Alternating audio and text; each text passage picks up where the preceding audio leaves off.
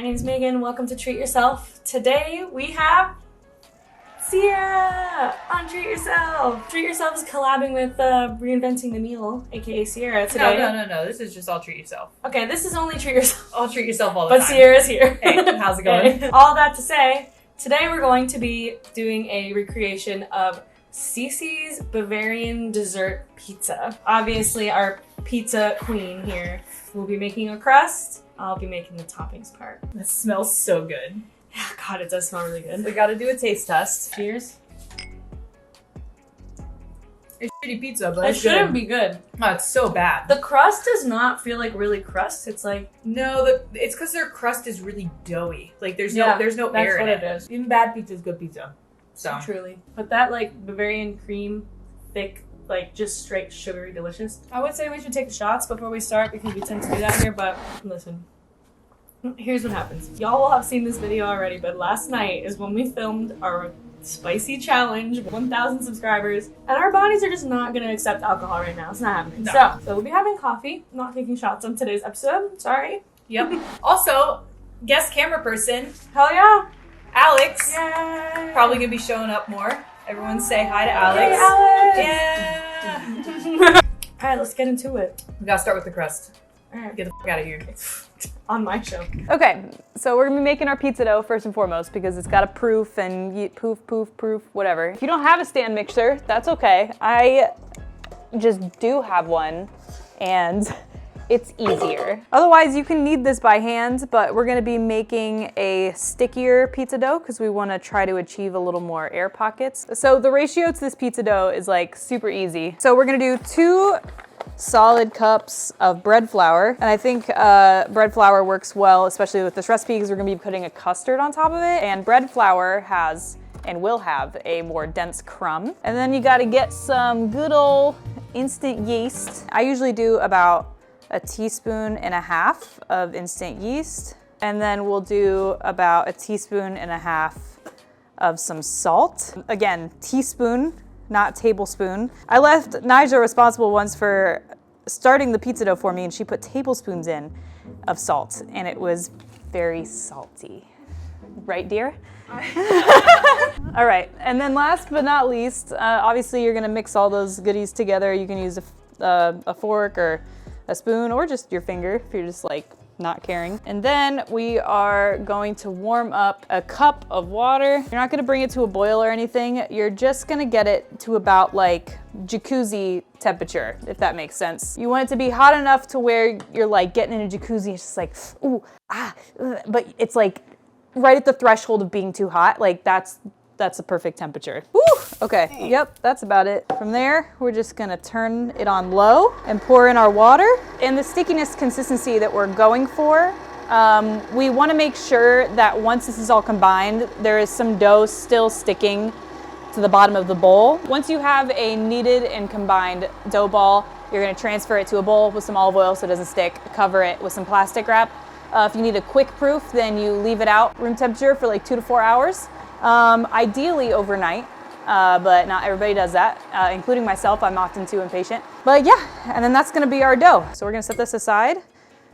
We actually have a pizza dough made ahead of time, just so we're not sitting here for 4 hours as it rises, and it should double in size like this bad boy. Look how big she is. All right. Hi. Hello. Hi. I'm back. Here we are. We're gonna make some custard.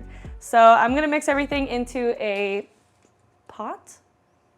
Why couldn't I think of what this was called? We're gonna start with a cup of sugar and 3/4 of a cup of flour, a little bit of salt, probably like, I don't know, teaspoon-ish. And we're just gonna kind of whisk that up to combine it. I'm then going to do the same with my 3 egg yolks. I'm gonna just whisk these up too so they're like nice and light and fluffy. And then I'm gonna go ahead and add 3 cups of milk and kind of whisk it together while pour it in. And then I'm gonna move over to the stove. We're gonna add the egg yolks in while we're whisking, while it's over the heat. Essentially then we're gonna bring our mixture to a boil until it gets super thick, and you will know because it will be not thick for like 5 minutes and then all of a sudden pudding. So, and once it's pudding, we're gonna just go ahead and add in our vanilla, our butter, stir that in and set it aside. And then we are going to move on to making our streusel. And I'm gonna half the recipe of this streusel just because I don't think we're gonna need all that much. I do have 6 tablespoons of melted butter in this bowl. I should have 3.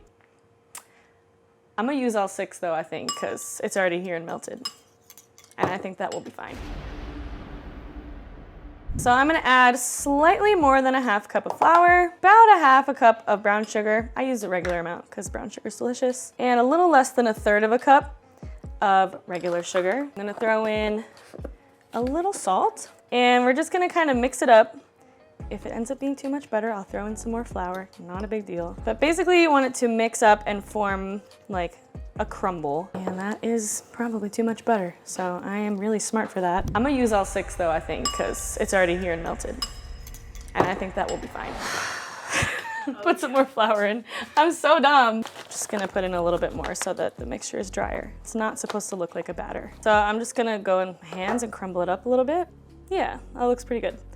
So we are just gonna set this aside and make the final topping, which is gonna be a little icing drizzle. I think theirs is regular icing, but I'm gonna do like a little cream cheese drizzle because I just think that would be delicious. So we're gonna make that real quick. I'm just gonna put in like, I don't know, a little glob of cream cheese, maybe a few tablespoons. I'm gonna add a little bit of powdered sugar, kind of eyeball it. Put in a little splash of vanilla, a little splash of milk. I'm gonna mix it with the electric mixer. Honestly, I'm just gonna taste test it to make sure we're good.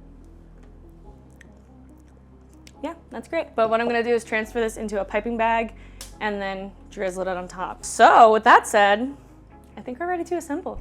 Typically, I would be using a pizza paddle and a pizza stone to be doing this, but we can show you an easy at-home way to do this. So you're gonna preheat your oven to 450 degrees ahead of time with a oven-safe flat pan. Put a towel down because you don't want your hot pan messing up your counters. And so I believe that for stretching dough and preventing stick, semolina. Semolina is the best thing to use.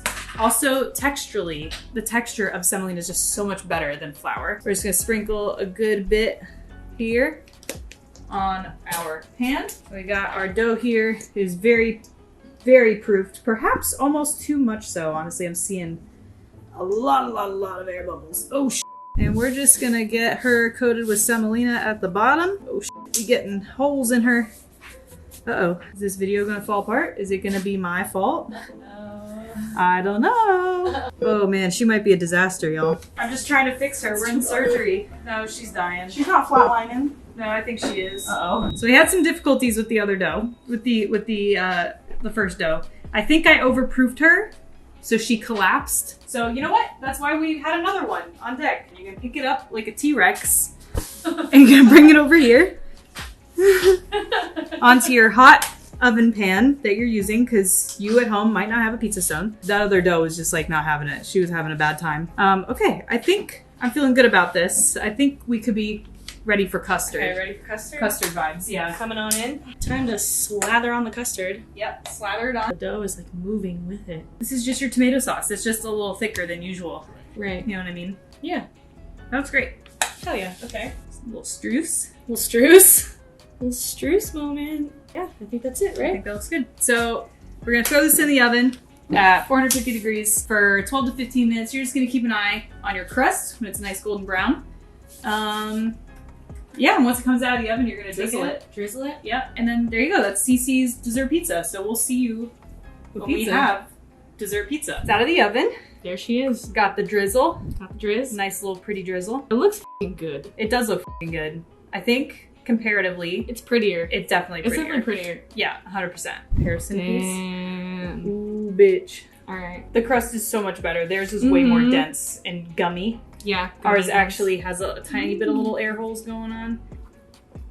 Oh my god. It's so much better when it has a good crust. Don't get me wrong, the Cici's one is good too, but this, Their crust is gummy though. This is an actual bready crust. like real pizza dessert. I mean, granted, not real pizza dessert. I'm sure Italians are like, they're so pissed right now. But like that good crust, the crisp. That custard is awesome. All right. Right, I'll say we did that. Hell yeah. Remember to like, Comment. subscribe. Do you go to Cici's? Do you like Cici's pizza? What's your What's your favorite Cici's pizza? And is it the Bavarian cream? Because it should be. Or the apple pie one. Mm. The apple pie one also slaps. That's it!